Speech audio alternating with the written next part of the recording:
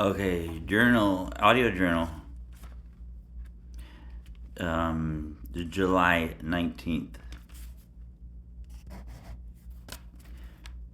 I'm gonna call this one Baby Hummingbird. Cue music.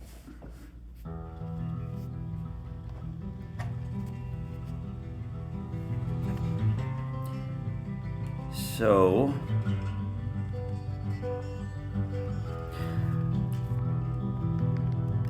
the other day at a meeting, I ran to the bathroom when it was finished and I saw a bottle of hand sanitizer placed in a very odd spot right on a table by the door. So you can just, I guess it's not an odd spot. It's an odd spot for a weirdo alcoholic like me. So I pocketed it because my favorite drink of choice is hand sanitizer. I had 18 days. And the second I got outside, and one of the staff members named Ivan, high five Ivan, he said a joke to me, something like that. And I couldn't really even be present enough to understand that he was kidding, and to just be me. Dave left the building when that hand sanitizer entered his pocket. So I drank it that night, and dropped into a severe depression. And I tried to wonder why I did it. So then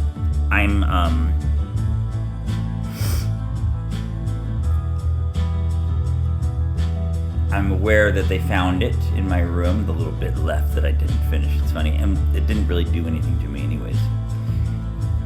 I'm laying on my bed trying to figure out how I feel about it, how I feel about them finding it, how I feel about me actually having done it. And I came to a conclusion that I was angry at myself. I was angry that I couldn't feel like me anymore. I was angry enough to start yelling bullshit. I was like, bullshit! This is bullshit! And then I contemplated yelling it loud enough so that they would hear me and then come into my room. But then I played that tape forward and I thought, man, I'll be just as confused with how to act when they came in as they are with me having yelled bullshit. And I already don't feel like myself after taking the hand sanitizer, so I was like, I'm not gonna do that. I gotta get back to me. Now, I haven't had that many clean days in over a decade, 18 clean days. And so I had to rock the boat. Obviously, I had to rock the boat. What do I mean by that? I was scared. I was scared of not having drugs or alcohol, not having that buffer in between me and reality. So I wanted to get back to Dave. So rather than yell this is bullshit and have everyone confused, including me, I tried to process what just happened. As I'm lying on my bed staring up at a sign that I put by my door, instead of a hand sanitizer on a table, I have a piece of paper that says, stop, take the time to see what's really going on. Now I know that it's not going to work. I felt clear-headed enough to fuck myself, and it didn't work.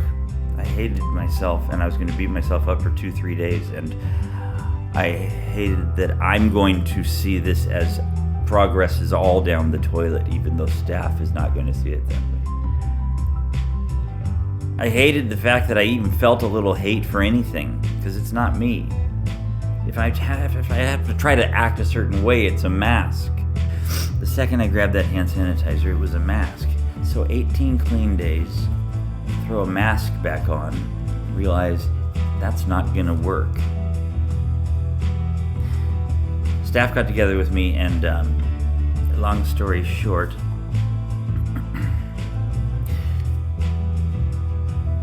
they said,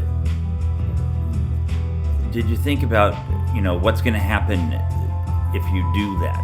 What kind of negative consequences will be put into place? The answer is I didn't really care, because I don't want to see it that way. The only thing I actually did care about was possibly getting a connection. Subconsciously, I probably did miss a connection because I've been isolating a lot now.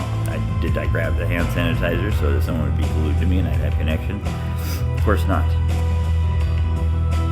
But the conversation with staff did allow me to tell them I only look at the positive things from this, because that's let's move forward with that instead. I don't want to see anything through my glasses, my perspective right now, besides what can come from this, what good. And here's the good. It made me realize that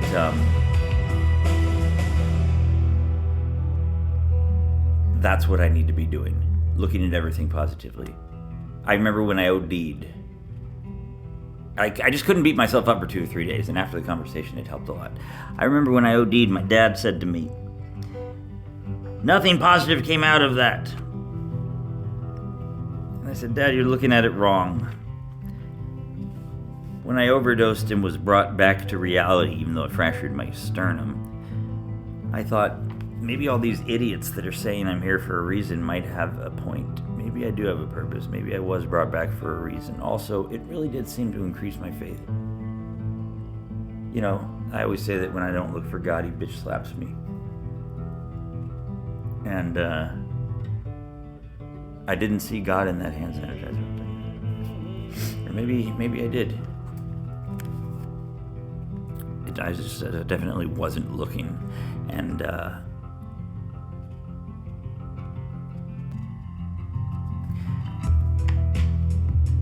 you guys out there that are trying to kill yourselves, that used to die, the suicidal people,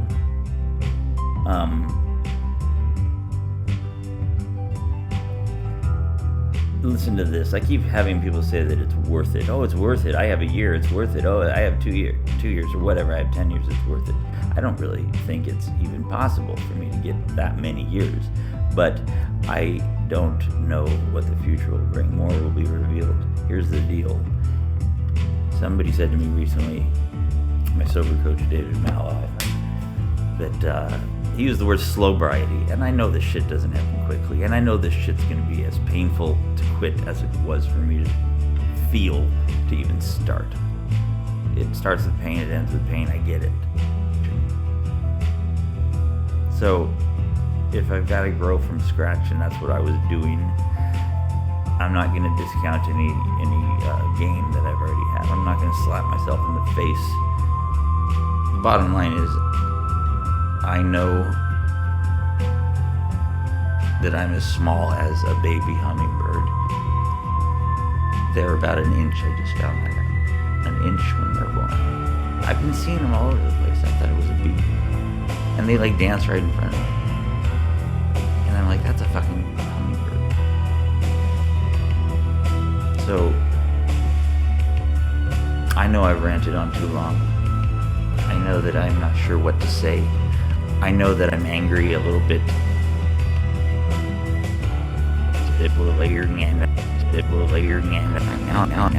Now I'm emotionally numb. I don't feel much of anything. All these things that I'm feeling, though, are a lot better than apathy and deep depression. All of this shit that stirred the pot makes me know that I'm alive. Being alive today is better than wanting to die. It's being alive for me, wanting to stay alive. That's a rare thing, man. I gotta milk that udder for all of it. I gotta suckle on that teat until it's dry. And I gotta realize that, just like that baby hummingbird, it's gonna take me time to grow. And I don't know anyone out there that thinks a hummingbird is not beautiful. And I don't know anyone here that thinks that I'm not beautiful. All these people know that I'm beautiful. All these people are telling me that I'm beautiful. The only beautiful thing I see within myself is the fact that I haven't left and that I don't want to. My family sees that I'm beautiful. My family sees that I'm worth it. Maybe I needed a self-esteem check.